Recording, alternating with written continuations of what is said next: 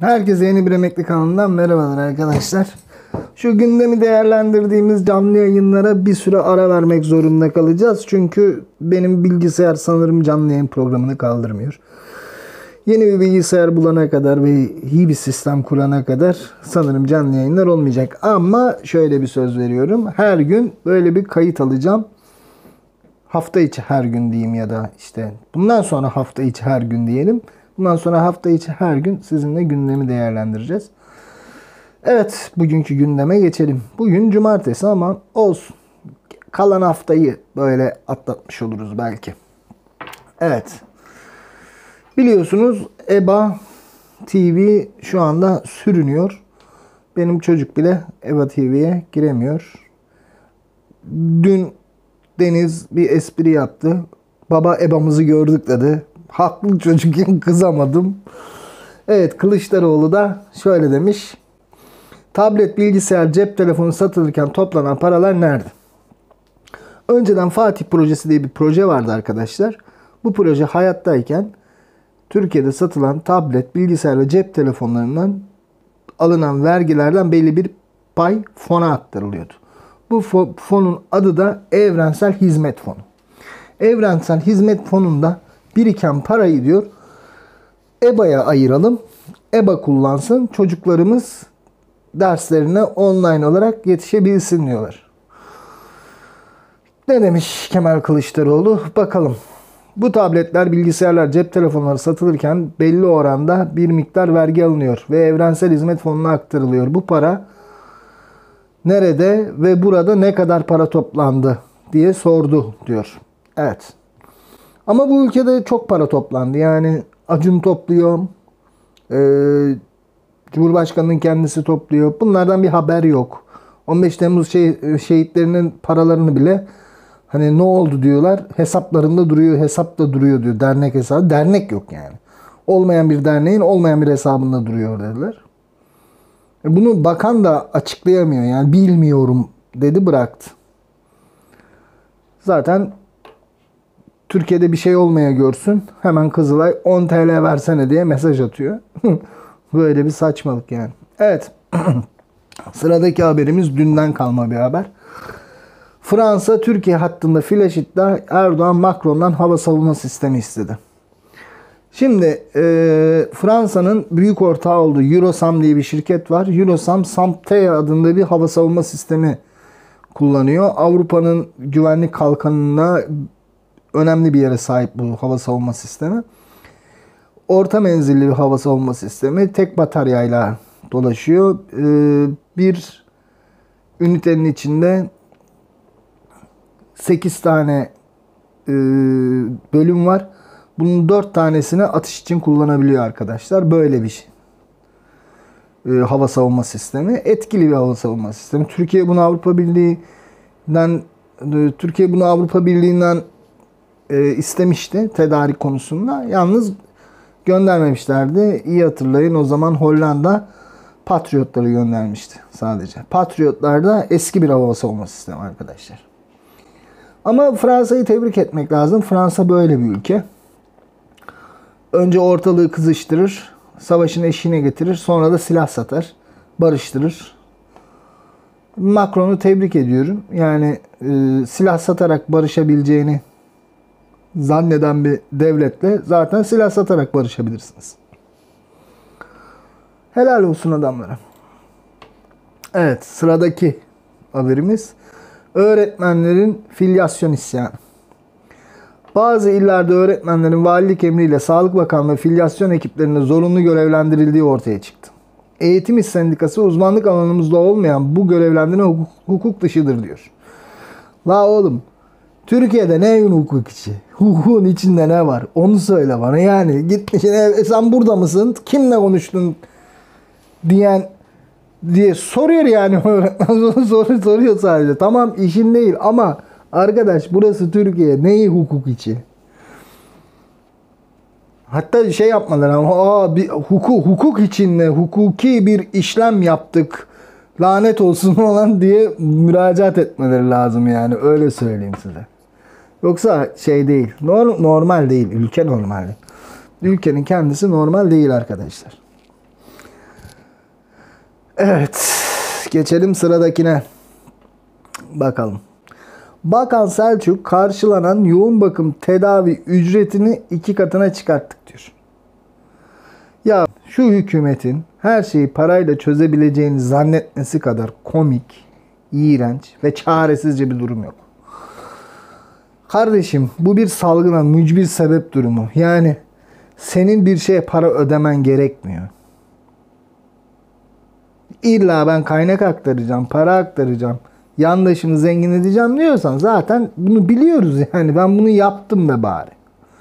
Ama yok 2 katına çıkarttık. Yok 5 katını ödeyeceğiz. Yok 3 kat. Abi ben 20 katına çıkarttım.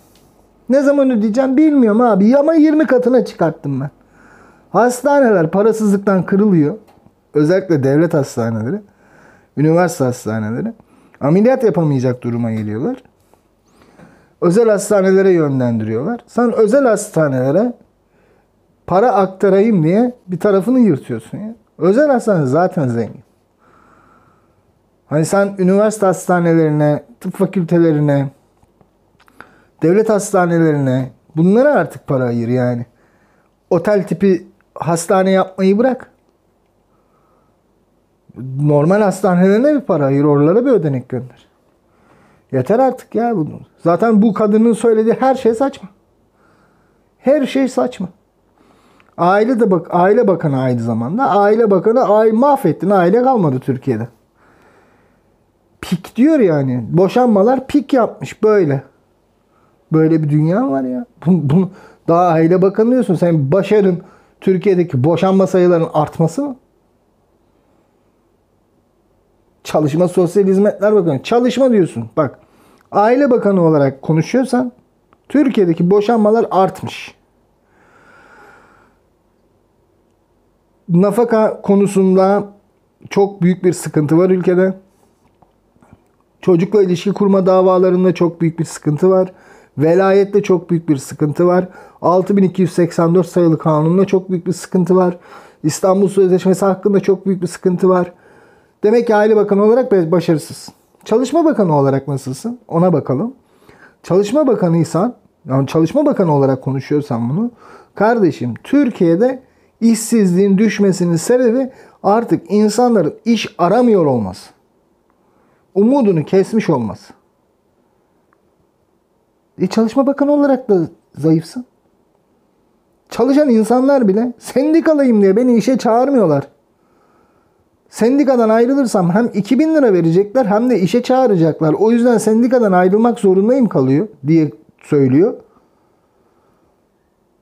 Sen Çalışma Bakanı olarak durun bir hemşerim, burada ne oluyor? Sen sendikalısın. Seni çağırmamazlık yapamaz. Böyle bir şey yapamaz. Bir işçinin işini 5 işçiye bu adam yaptıramaz. Böyle bir durum yok diyemiyorsun. Demek ki Çalışma Bakanı olarak da başarısızsın. Sosyal Hizmetler Bakanı. Ya arkadaş, başvuran 2 defa şu 1000 liralık yardıma başvurup 2 defa sürecin tamamlanmasını bekleyen insanlar CİMER'e yazıyorlar. CİMER'den gelen cevap ne biliyor musun? Müdürlüğümüze gelin, biz size açıklayacağız. Böyle bir saçmalık olabilir mi ya? Başarısızsın işte, durma orada. Durma, git yani. De ki ben başarısızım. Sebepleri de bunlar. Benim bunları hayata geçirmeme bunlar engel oldu. İstifa ediyorum da git. Ama göstermelik de olsa işte var yani Çalışma Bakanı. Evet. Muhtarın isyanı. Köyde korona olanları ifşa ettiler. Zonguldak'ın Çaycuma ilçesinde bir muhtar köy halkının korona tedbirine uymamasına isyan etti. Köyde kısa sürede 9 kişinin korona olması üzerine muhtar sosyal medya hesabından virüse yakalananları ifşa etti.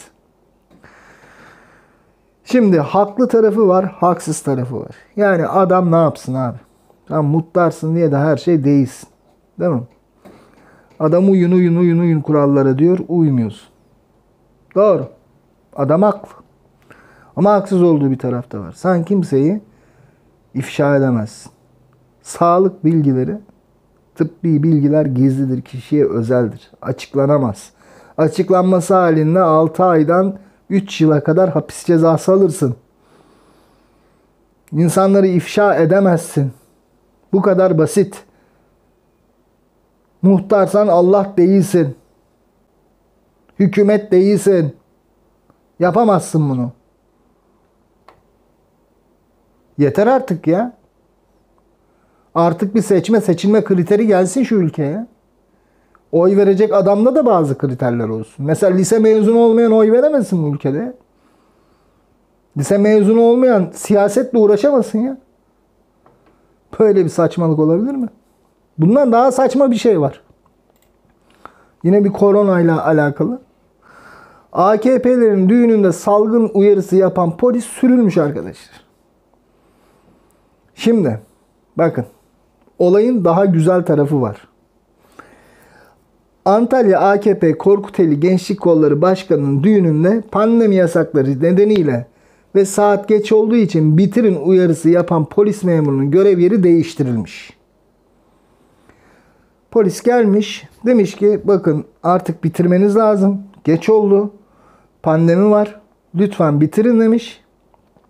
Bunlar itiraz etmişler.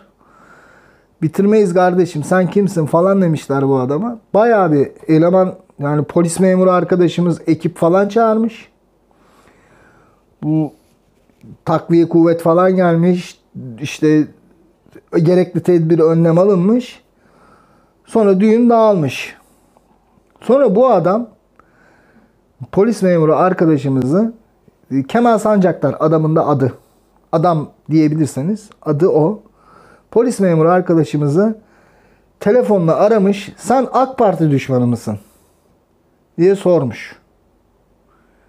Arkadaş da herhalde hani sen ne diyorsun dıt dıt dıt dıt dıt diyerek kapatmıştır telefonu. Ki bana böyle bir şey sorsaydı birisi söylemişti. İyi hatırlıyorum. Bu oldu. Arkadaşı da sonra Seyre'ye sürmüşler. Korkuteli nasıl sürülmüş mü? Korkuteli de kötü bir yer. Serik de o kadar iyi bir yer değil. Ama bir düzen var orada. Yani düzeniniz var. Ondan vazgeçiyorsunuz. Başka yere gidiyorsunuz. Bunlar çok maliyetli şeyler arkadaşlar. Sürgün olmuş. Sonra bu arkadaş koronaya yakalanmış. Düğün sahibi. Ailesiyle birlikte. Sosyal medya hesabından da uyarıları dinleyelim diye paylaşım yapmış. Biz korona olduk. Aman uyarıları dinleyelim. Dikkat edin. Virüse yakalanmayın diye paylaşım yapmış. Polis memuru kardeşimiz de güzel yazmış ya. O da kendi sosyal medya hesabından bir şey paylaşmış. Yok yok bu kesin ben değilimdir diyeceğim de benden başka düğünü kapattırdım diye sürülen olmadı ki demiş. Ah ne diyeyim ya. Senin için birisi önlem almaya çalışıyor. Sen hasta olma diye. Sana diyor ki bak sıkıntı bu. Bunu kapatalım. Siz bir evinize gidin. Geline damada da mutluluklar dileriz ama bir salgın hastalık var. Lütfen diyor. Sen kaldırıyorsun. Sen AKP düşmanı mısın diyorsun. Adamı sürüyorsun. Bir hafta sonra diyorlar ki sana sen korona olmuşsun. Düğünde kapmışsın bunu. Sonra diyorsun ki uyarılara dikkat edelim. Uyarılara dikkat edelim. Bizi uyaranları sürdürmeyelim. Alkış diyorum daha ne yapayım yani. Hatta burada bir alkış efekti falan bulabiliriz. Çok güzel olurdu.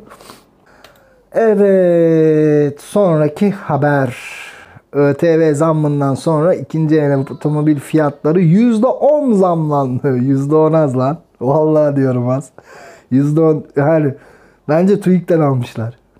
Ya ben 2018'in Kasım'ında 30 bin liraya bir araba aldım. O zaman tutulmayan bir modeldi. Hibritti. Teknolojiye herkes öyle diye bakıyordu. Ama şu anda 160 bin lira benim arabam. Geçmiş olsun herkese. O yüzden bunu söylemiyorum yani. %10 falan değil yani. 30 bin liraya aldığım araba 2 yılda olmadan 160 bin lira yapıyor şu anda. Bilenler bilirler. Bir tane eleman var. AK Parti'nin daha önceden nasıl söyleyeyim bayraklı böyle hem bayraklı hem mızraklı hem kalkanlı savunucularından Taha Ün. Taha Ün böyle hani Abdülhamit'le Erdoğan'ı yan yana getiren işte Abdülhamit'le nasıl uğraşıyorlarsa Erdoğan'la da öyle uğraşıyorlar fikrine sahip bir adam.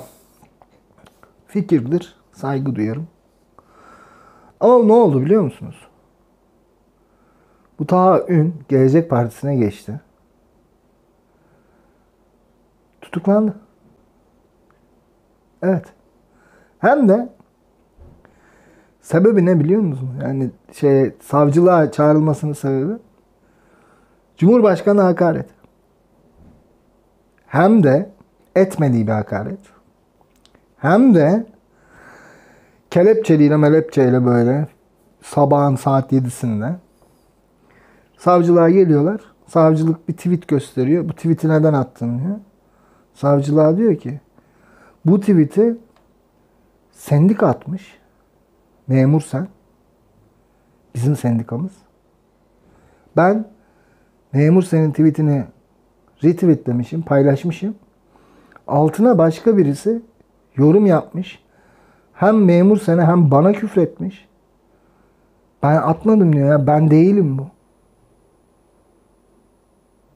Beni de niye getirdiniz buraya? Yanlışlık olmuş diyor. Şu anda soruyorlar. Hani sen böyle bir kitap, bir tane de kitabı var. Ya benim bir de 2 kitabım var düşünün. Bu adamın bir tane kitabı var. 100 yıllık terane diye. Kitap ne olacak diyor. Yani kitapta bunları yazdın diyor. Bunlar diyor senin diyor vazgeçilmez şeylerin diyor. Yani bir insan neden kitap yazar arkadaşlar? Artık ben bu fikri olgunluğa eriştim. Bunu da değiştirmeyeceğim. Bu benim kendi meselem artık dersiniz. Bir kitaplaştırırsınız bunu. Abideleştirirsiniz. Ve bunu insanlarla paylaşırsınız. Diyorlar sen böyle düşünüyordun, kitap yazdın. Bak kitap bunun için yazılır. Ne diyor biliyor musunuz? O kitabı toplattı. Ne diyeyim? Ne diyeyim abi? Ho ho, işte günün bomba haberi. Sayıştay'dan borçlanma limitlerini aştığı konusunda uyarı alan ve 2018'de toplam borcu 414 milyon TL'ye ulaşan AKP'li Çorum Belediyesi'nin yaptırdığı stadyum tartışma yarattı. Belediye stadyum için 2016'da ihale yaptı. 59 milyon 900 bin TL'ye bir firmayla anlaşan stadyumun 810 günde bitirileceği söylendi. 2018'de eski belediye başkanı Zeki Gül açıklamış. 85 milyon TL bugüne kadar harcadık. 72 milyon TL'de arsa bedeli 157 milyon Türk lirası yapıyor dedi. 59 milyon 60 milyona anlaşmışlar. 160 milyona yapıyorlar. Çok iyi ya. Ülkeyi seviyorum gerçekten. Yani vatandaşı olmasam mükemmel komik ya. Bunların hepsini ben size konuşurken üstüme fotoğraf olarak atacağım. Belli anlarda. Oradan göreceksiniz. Yalan söylemiyorum yani. Ne diyeyim? Sizleri seviyorum. Kendinize iyi bakın. Yeni bir emekli kanalından herkese iyi günler. Umarım bu güzel olur. Her gün görüşürüz. Hafta içi her gün gündemle, haftada 2 günde emeklilikle ilgili videolarla görüşmek üzere. Kendinize iyi bakın. Yeni bir emekli kanalından herkese selamlar. Abone olmayı, beğenmeyi ve etrafla paylaşmayı unutmayın.